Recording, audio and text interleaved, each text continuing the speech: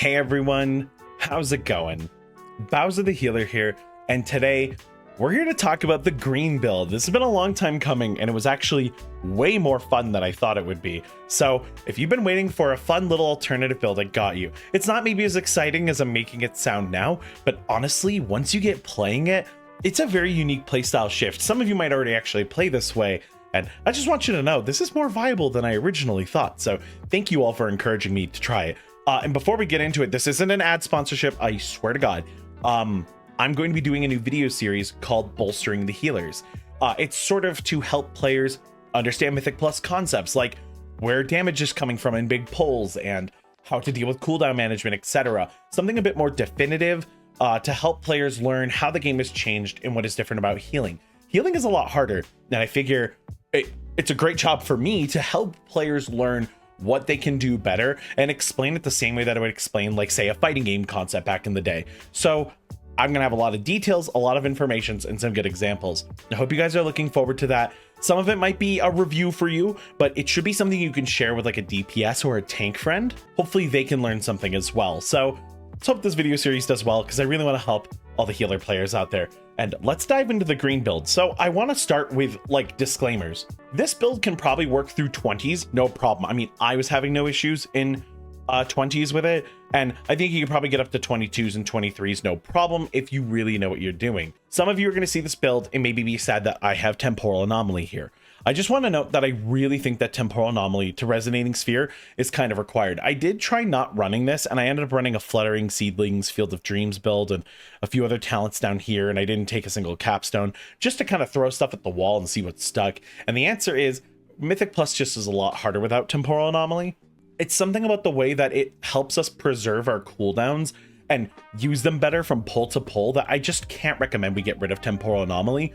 That being said, I do recommend that you try the raiding build, the Blossom build. It's super fun, and some of the mechanics from that are actually going to show up in this video for how you play this build. But it makes a good use of these two talents, which are super cool to run. But in M+, it's just not enough value for 3 whole points. So apologies. However, this build does have some room to move. There are a few points that you can remove very easily in this build to go for something else.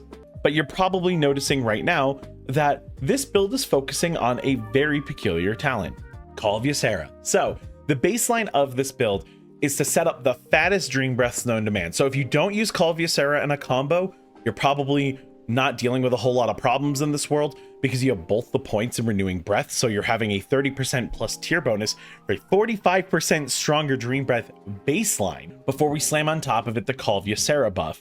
So if you like are me and you forget to hit Call of Ysera setups with Verdant Embrace, don't worry about it, you're okay. To back you up, you have Ouroboros. So you're going to be using Echo a lot in this build to set up cleave heals and heal people up. And you're going to be using Emerald Blossoms a lot, because I'm going to recommend that you farm Essence Burst, and you're going to farm Essence Burst from Leaping Flames on enemies or allies and Resonating Sphere. If you've never played the Blossom build in Raid, the trick is that you can throw a Temporal Anomaly and then say, heal one of the targets. And there's a really high chance you get an Essence Burst. I got 2 there. Now, check this out. I can just drop some Blossoms, and they cost no mana, and they do a decent chunk of healing. Using Living Flame to heal after its buffs that it received a couple patches ago is actually quite good, and with it powered up through Life Force Mender, it's actually just really strong, and it does a decent amount of healing for a single cooldown. Now, when you're healing one person with it, it feels really bad. When you're healing the whole party with it and farming Essence Burst, it actually doesn't feel bad at all, especially if you have some Giga heal over times on them from Call of Ysera and Renewing Breath Dream Breaths. So it all kind of works out. This build, you might notice I go down to Energy Loop. I don't want to skimp on damage, because damage is important in Mythic Plus, and with a build like this that isn't going into world record categories, you don't really need to remove your damage. But Energy Loop alone should help you deal with your mana problems. I want you to know all of these dungeons that I was testing this build on, I took off my Rashok's Heart and I started running other things. First of all, I realized I'm missing damage now because I'm running Rashok's too often, and I'm really not getting that much out of Rashok's. Like, I'm good at mana management, so, well, I'm gonna keep it on my Disc Priest. I can just take it off my Evoker. I'm too high item level to be worrying about that. That might be like a really high key angle, but not necessarily something. I'm not gonna run it in a 24. I'm gonna be real with you. Really depends on the 24, I guess. all of this damage and all of these cooldowns can get a little confusing, especially if you're relying on Exhilarating Burst. So farming Essence Burst is going to give you this window where your criticals hit 230% harder. If you're feeling crazy, you can get rid of Life Bind, for instance, and go 2 points in this. You're going to be losing your Emerald Communion combo, so you're going to need to do that combo just by letting it rip, which isn't the healthiest thing in the game, but with a good heal over time, I would imagine that you can get some value out of it. Risky, but kind of fun. But Exhilarating Burst is either 230 or 260% healing criticals. So criticals are normally double, right? That's going to make it 260% stronger instead of 200% stronger. It's just awesome. You get so much healing out of that anytime a crit goes off. And with the amount of heal over times that you can have on a player between your reversions and your ticks of heals and your fire breath heals, etc., you're going to get so much out of it. So it's quite a fun talent to run. And altogether, it made me really play differently just to show you a bit of what the heals can look like. I'll set this on fire and we're going to hope that it works for the example. I'll try to continue attacking. Why did it show the Devastation Evoker? Anyway, look at the amount of healing we're doing right now. We're just doing damage and we're getting about 100k healing per second, falling into 90s. I want you to note that the fire breath healing isn't actually working right now.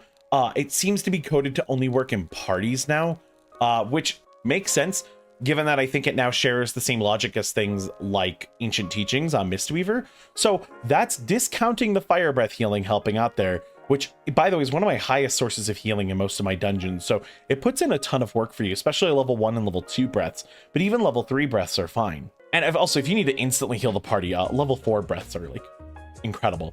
Put it all together and you're really focused on heal over times. You're focused on setting up these big blankets of just massive regen and to heal everyone up through a mechanic. And then you kind of just hit echo reversions on people to heal them up slowly. And when you need bigger, burstier heals, throw an Emerald Blossom at someone and Ouroboros will take care of the rest. And Ouroboros hits like a truck. 150% extra healing on a move is an incredible amount of healing. And I'm actually going to show it off right now for all of you. But when you throw like a Temporal Anomaly and you fire an Emerald Blossom, the result is quite strong. So if I just start the clock here, drop my Blossom, and I got 694,000 healing out of one Temporal Anomaly and an Emerald Blossom. That's how powerful that thing can hit, charging it up. So when you combine little ones, even doing 30% more each time you hit an echo, you can use this as a spot heal. You can use this to help group heals. You can set up a big Temporal Anomaly, get as many Essence Bursts as you humanly can, and then just start dropping them under you. And if you're one of those gamers that tracks your empowered cooldowns, you can even use this alongside, say, your 4-piece and just blossom to blossom to blossom to blossom. And if you can put in echoes like between any of those, you'll get quite a large chunk of healing very quickly out of them. Although you will interrupt how many blossoms you're putting out by doing that. So, you know, only do it based on how much healing you need to do. This does mean that you're running Bountiful Bloom over here, but it also means you're running Ancient Flame because you're going to be using this quite often. Now, you might be seeing the Dream Flight in here. Okay, let me talk about the Dream Flight. So I normally never recommend this button. This is not a great button. This is sort of the capstone I chose because it's right here and it was one more point. This is a good cooldown because it's uncapped, right? So in Raid, this is disgusting because you can hit everyone with this huge heal over time effect. But that being said, it's not as good in Mythic Plus. But with this build, you sort of set up your first heal and then hit a Dream Flight, or hit a Dream Flight and then turn around and do your big healing combo. And you have a heal over time for a little bit that is just, it feels like no amount of damage can stop it from healing. Like, I'm pretty sure you're going to be in a Halls of Infusion Tyrannical or Vortex Pinnacle Tyrannical on those heal check bosses, and you will be outpacing the damage coming in for a little bit with the Ysera, the Renewing Breath, Dream Breath, and Dream Flight, all that good stuff. It's just going to be so much. I want to try this on Tyrannical Week before I tell you all that, like, I actually have full confidence in this build and being something good. And I don't think it's better than running Stasis. I don't think it's better than the kind of things that Timeless Magic gives you so that you can have these longer lasting effects so you can combo them a little more relaxed. Font of Magic is something that you can run in this build, but you have to play with your talent points to get over there a little bit.